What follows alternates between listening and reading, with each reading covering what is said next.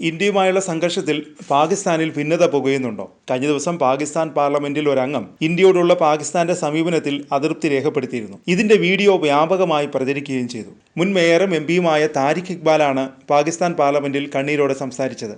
Indian ആക്രമണങ്ങളിൽ നിന്ന് പാകിസ്ഥാനെ അള്ളാഹു രക്ഷിക്കട്ടെ, നമ്മൾ ദുർബലരാണ്, എല്ലാവരും അള്ളാഹുവിനോട് പ്രാർത്ഥിക്കണം, ഇങ്ങനെയാണ് താരിഖ് ഇക്ബാൽ കണ്ണീരോടെ പറഞ്ഞത്. ഈ രാജ്യം നമുക്ക് നൽകിയത് അള്ളാഹുവാണ്. ഈ രാജ്യത്തെ സംരക്ഷിക്കാൻ ദൈവത്തിന് മാത്രമേ കഴിയൂ എന്നാണ് മുൻ സൈനികോദ്യോഗസ്ഥൻ കൂടിയായ ജനപ്രതിനിധി പറഞ്ഞത്. ഇതിനർത്ഥം പാകിസ്ഥാനിൽ ഒരു വിഭാഗം പാകിസ്ഥാന്റെ ഇന്ത്യയോടുള്ള സമീപനത്തിൽ അതൃപ്തരാണ് എന്നാണ്. അതിനിടയിൽ മറ്റൊരു റിപ്പോർട്ടും പുറത്തു വരുന്നുണ്ട്.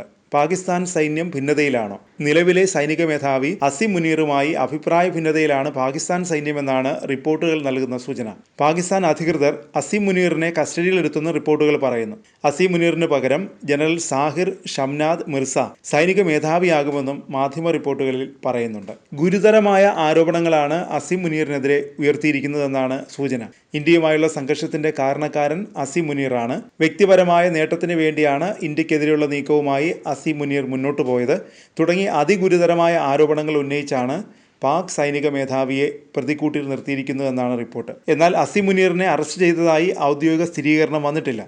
അതിനാൽ നിലവിൽ വെറും ഊഹാപോഹം മാത്രമാണിത്.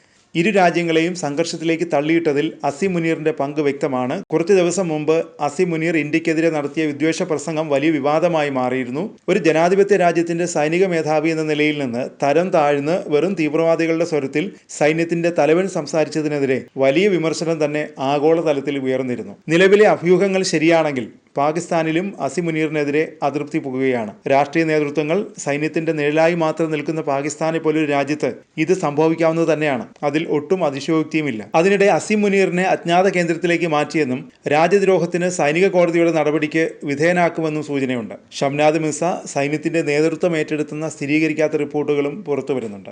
അതിനിടെ പാകിസ്ഥാനെതിരെ ബലൂച്ച് ലിബറേഷൻ ആർമിയും ശക്തമായ ആക്രമണം നടത്തുകയാണ്. ബലൂചിസ്ഥാൻ പ്രവിശ്യയിലെ ക്വറ്റയുടെ നിയന്ത്രണം BLA കൈക്കലാക്കിയെന്ന് റിപ്പോർട്ടുകളുണ്ട്. മാത്രമല്ല, പാകിസ്ഥാനിൽ വ്യാപകമായി സൈന്യത്തിനെതിരെ ബലൂച്ച് ലിബറേഷൻ ആർമി ആക്രമണവും നടത്തുന്നുണ്ട്. കഴിഞ്ഞ ദിവസം രണ്ടിടത്ത് നടത്തിയ ആക്രമണത്തിൽ നിരവധി സൈനികരാണ് കൊല്ലപ്പെട്ടത്.